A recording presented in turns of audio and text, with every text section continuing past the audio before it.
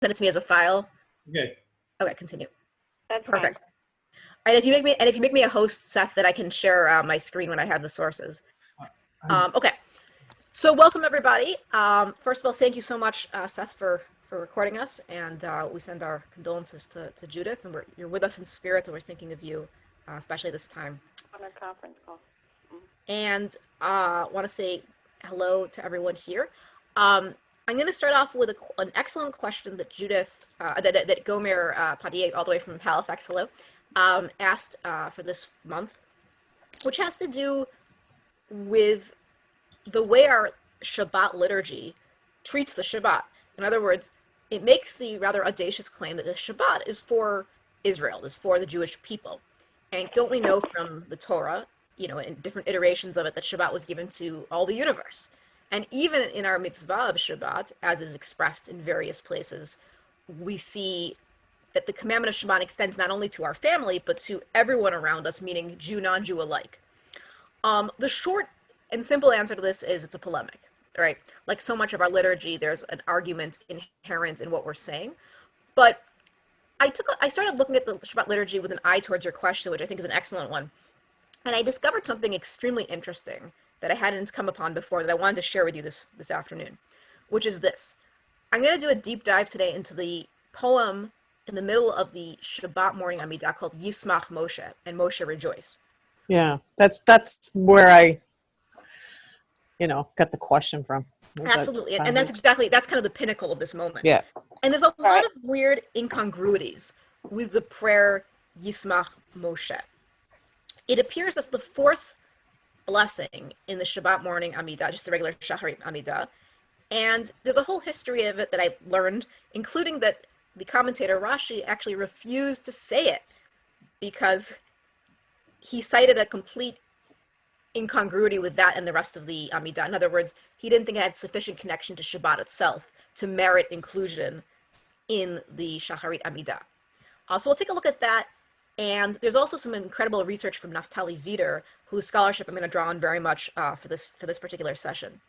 Okay, so let me pull up. I have a source sheet here. We can pull this up, and everyone can take a look. Let me just do a share screen. Rabbi, can you just repeat the question? I missed the question. Yeah. So Gomer's question had to do with the tension between kind of the particularism and the universality of Shabbat. In other words, to what extent is Shabbat specifically for the Jewish people, as our liturgy claims, and to what extent is it really, as cited elsewhere, a universal practice? So to answer this question and a few other parallel questions, we're going to look at the poem of Yismach Moshe that's inserted in the Shabbat Amidah, which is a very bizarre poem on many levels. So I'm going to pull this up. Let's see. Here we go. Look, it's not Yismach Moshe, it's the paragraph afterwards. It's Kilo Hinkalto Malkedo Lavdei Kasilim. Let's see. Please move this window away from the shared applications. Can everyone see the shared screen or no? It's blank. It's blank. Oh, We got it. no, it's there now. Okay, great. So I want to show. So this is the fourth prayer. I want to first take a look at the very opening of this particular piece. Okay. Moshe rejoiced in the gift of his portion. What are the immediate questions that jump to your mind in reading this line? Moses was given a special gift. Right. So what's the question behind that then? Why did God give Moses a special gift? So that's one piece. What else? What's the kind of like the most simple question? What is the gift? What's the gift? We have no idea what the gift is, right? We can surmise, we can try to deduce that it's the Shabbat from later on, but what actually is it? Okay. And what's this joy, right? Moshe is not a character typically associated with joy. In fact, the Torah is usually pretty hesitant to use emotional language in describing its characters, and when it does, it's usually negative. Usually people are angry, right? Joy is something very far and few between. So what's this gift? It's very ambiguous. Up until the end of this poem, we see no mention. Look at down here. We see no mention of Shabbat until it kind of segues into Vashanoo Rule, right? Seth mentioned that there's more explicit mention of Shabbat later on, of course. The whole Amidah is chock full of explicit mention of Shabbat. But this is kind of the lead-in, which is so confusing. Up until the mention of Shabbat, really what this poem is about, if we look at the language, is about Moshe coming down from Mount Sinai with the 2 tablets. In other words, it's about the revelation, the giving of the Torah at Sinai. Now, far stranger even is that since it's a poem about Moshe receiving the law atop Mount Sinai, you'd expect to see the mention of Shabbat paraphrasing or maybe even quoting the way that it appears in the Ten Commandments, because that's what it's about, the Ten Commandments, right? Supposedly. But no, the next paragraph is actually Vashanoo Rule comes from a different part. It comes from Exodus 31, not from the Ten Commandments, okay? So there's a lot of interesting hints that something weird is going on here. There's also a grammatical strangeness. If you take a look at almost every single Amidah, the 4th blessing begins with the word atah, begins with an aleph, okay? For example, the weekday standard Amidah, right, begins with atachonen, you enlighten us, right? You grant us wisdom.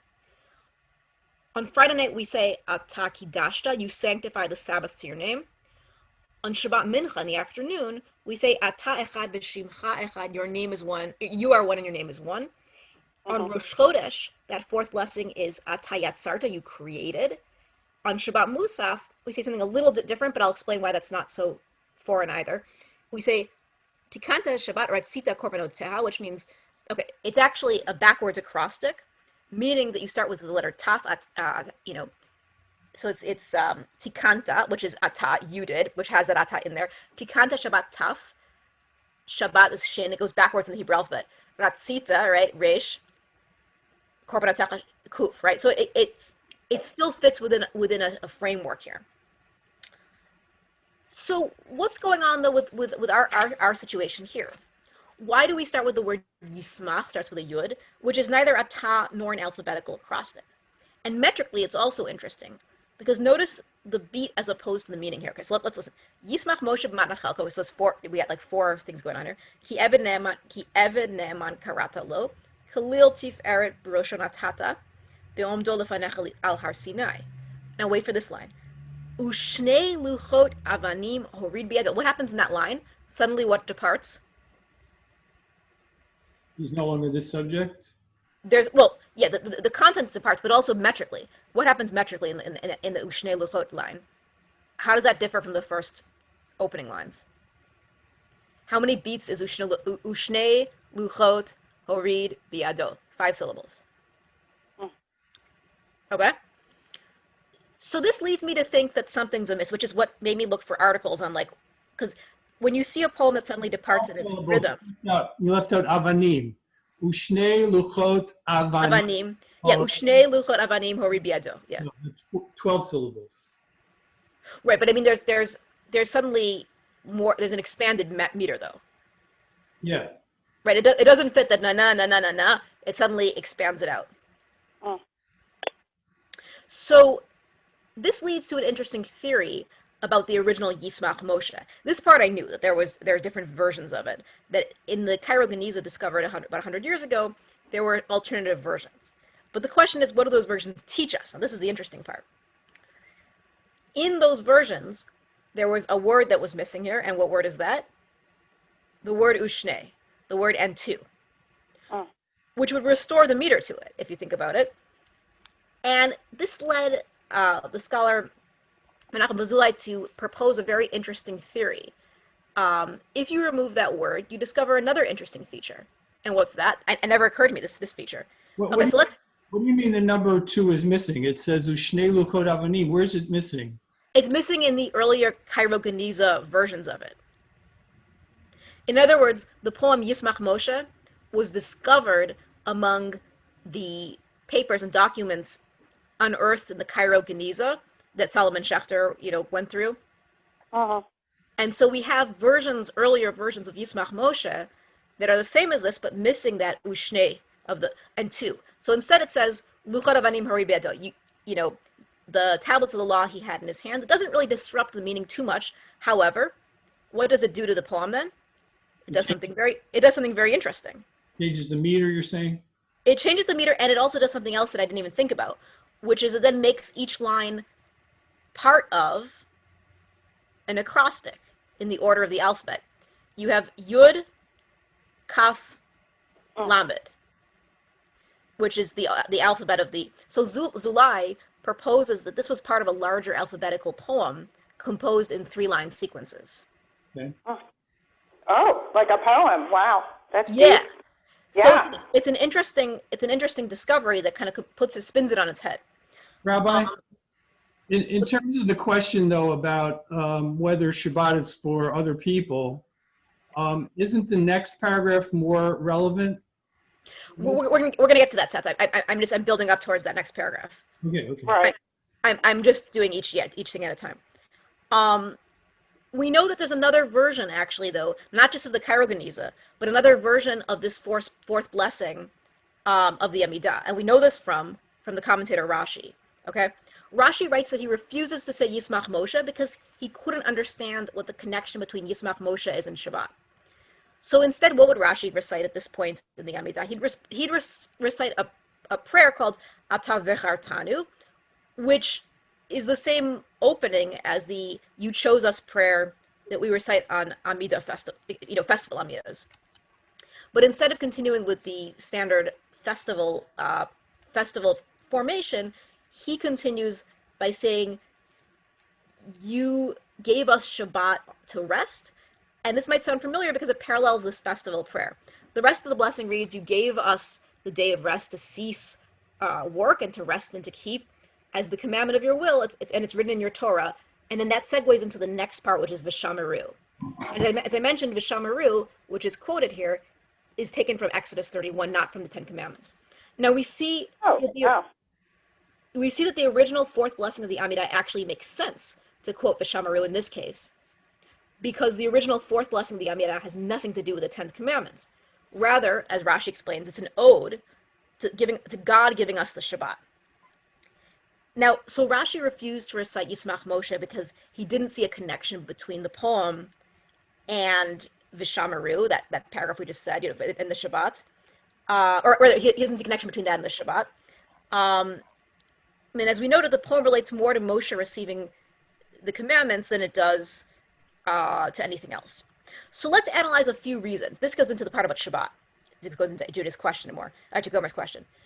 There are 3 different classical reasons that are offered by different rabbinic sources as to why Moshe rejoiced. This was one of our first questions going into this session. Why did Moshe rejoice, number one, and what was his gift? What was his gift? Okay, so the first opinion, let me scroll down because I can actually share it with you. Can you guys see as I scroll down? Yes. Okay, great. So this is by the way the Rashi that I was citing from, just so you have it in front of you. Let's see here. I'm going to scroll down a little more.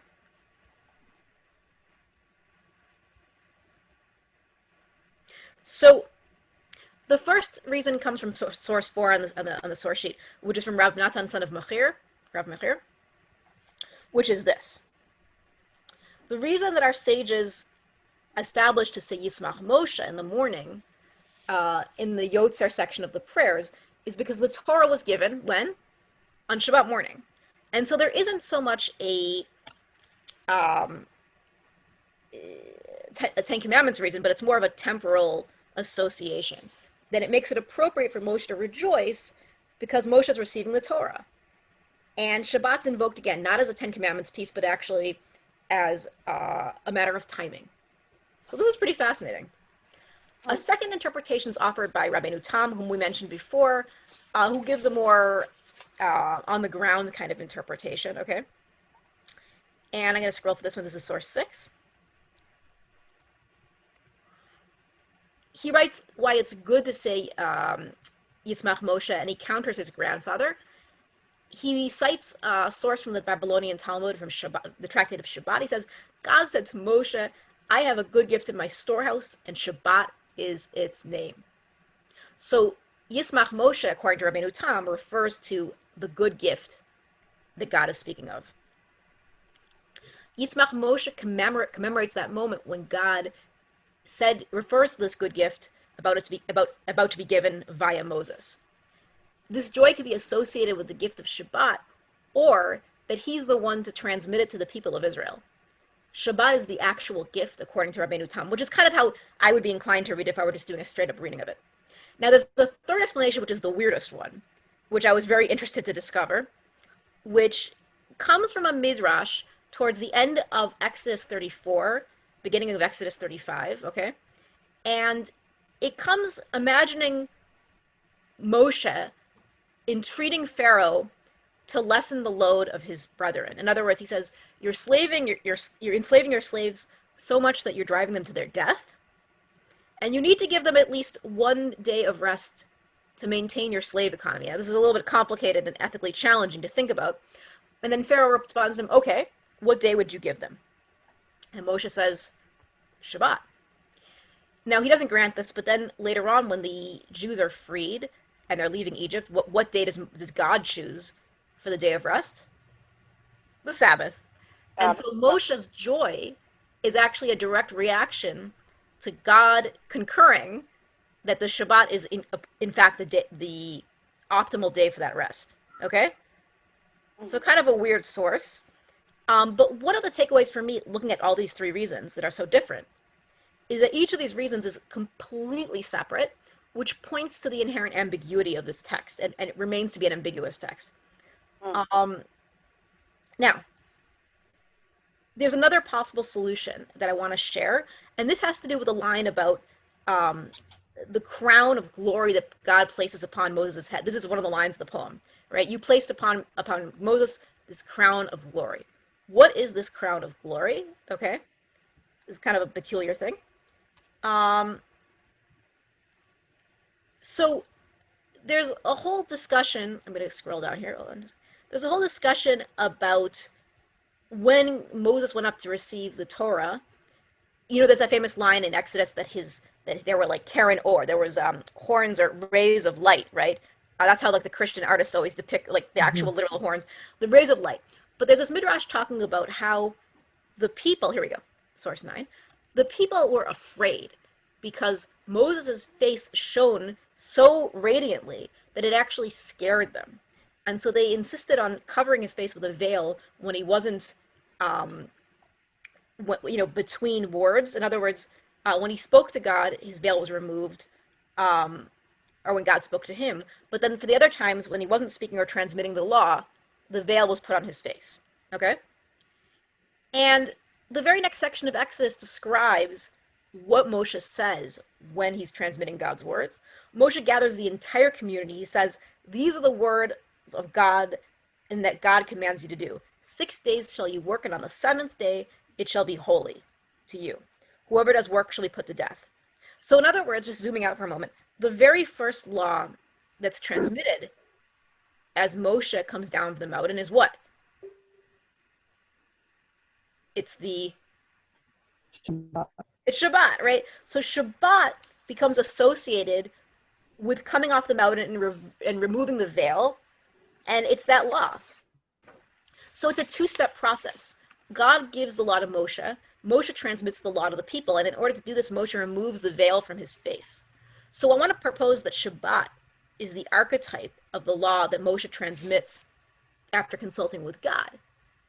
Moshe has this crown of glory, which is the physical manifestation of the encounter between Moshe and God. His skin is even impacted. And the first thing associated with his altered appearance and his new persona is the law of Shabbat. So Shabbat is like that afterglow, the leftover of that divine encounter. And that's what makes it special to Israel. In other words, Shabbat exists for everyone, but this is my own kind of talking. This is not any kind of rabbinic source. But there's something profound. If we draw from source 9, let's scroll up again, we suddenly understand it in a very different light, pun very much intended. You know, we can't encounter God the way Moshe does. Moshe has this special encounter. However, we do have this gift of Shabbat. And when we see it in this context, maybe we can invoke our own experience of encounter with God.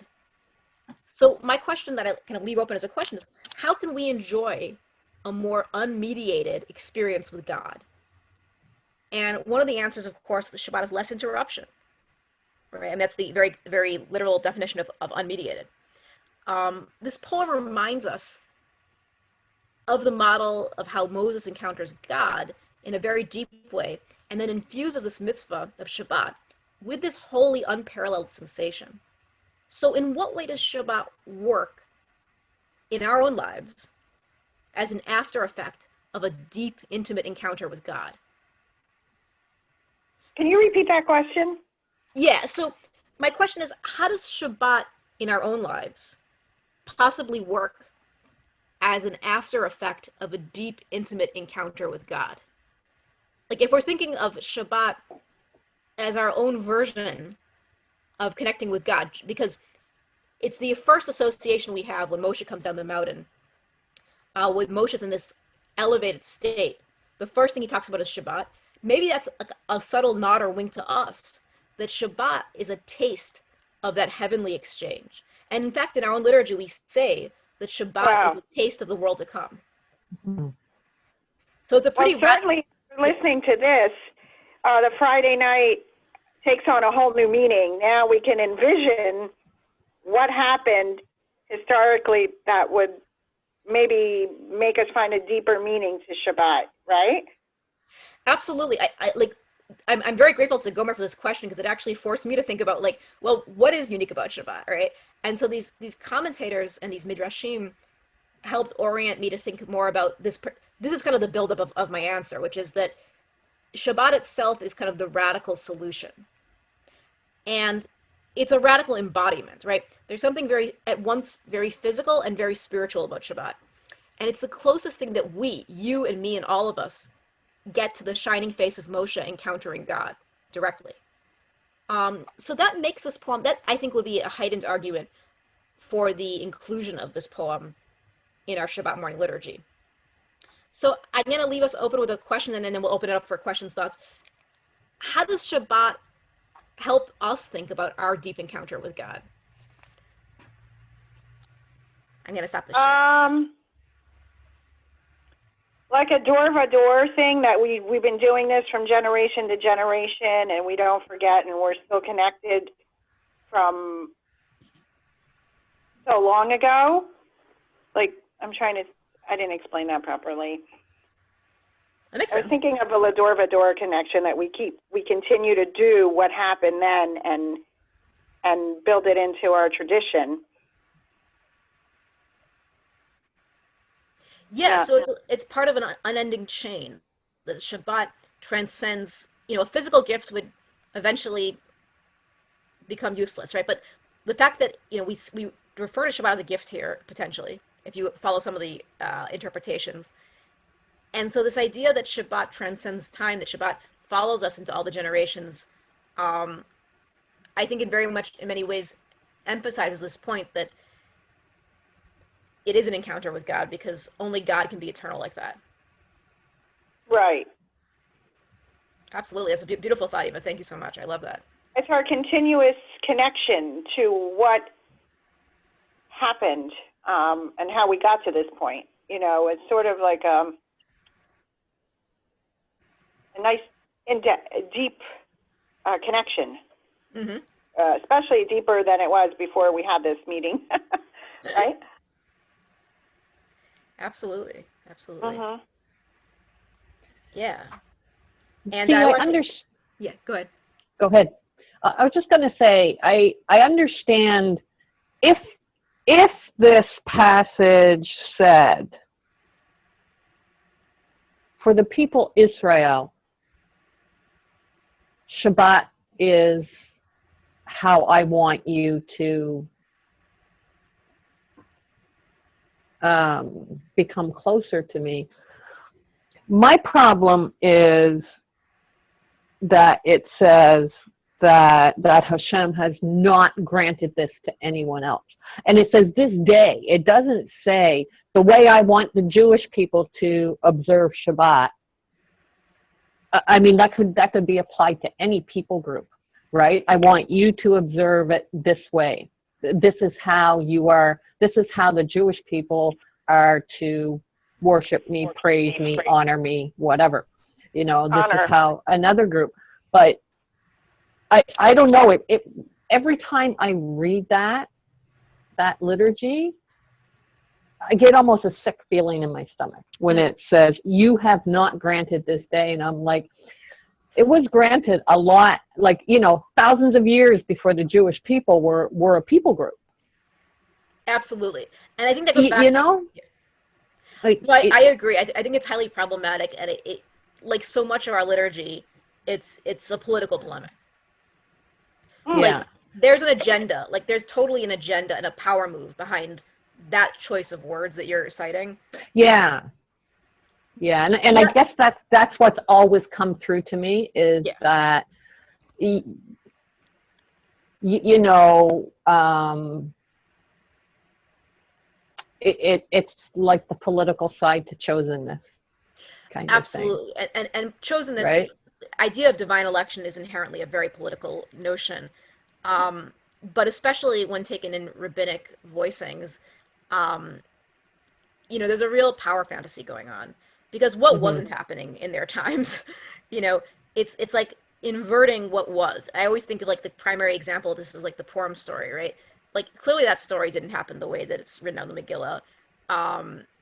It couldn't have, but it was definitely a reflection of a revenge fantasy being sketched out. So a theological statement like that, I think, says everything about the reality of its author, who feels disempowered, who feels crushed. And like I say, I haven't, you know, if it was worded in the way that,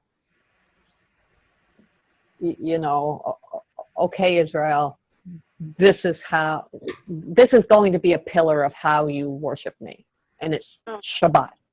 Right. That's fine. You know, like, okay, like Right. as a Jew, this is part of, you know, this is a very important part of how I worship. But yeah. This is a bit of our foundation, you know, how we got here. Yeah, and that's okay, but to say that it was given to no one else, Torah contradicts the liturgy. It's a jingoistic, like, founding mythology. Yeah. Like so many mythologies are, right? If anything, the Jewish people need to be telling the rest of the world, you guys need Shabbat. You guys should do Shabbat. Right. And I mean, it actually is our biblically mandated responsibility to give Shabbat, right? I mean, Shabbat is not only meant to be enjoyed, but it's meant to be shared. Yeah. So absolutely. So we have to think about how it's meant to help us be a light. Right. Like it says very explicitly, like if we're an employer, right, we have to make sure those in our household are resting as well. Even animals are resting. And so it really extends to all members of all creatures who grace this planet. That's a very radical. Shabbat is really such a radical concept. And that's really what I want to impress here is that it's a radical embodiment. Shabbat. It's a way of being. Right. I want to also apologize. I see. Hey, Kathy.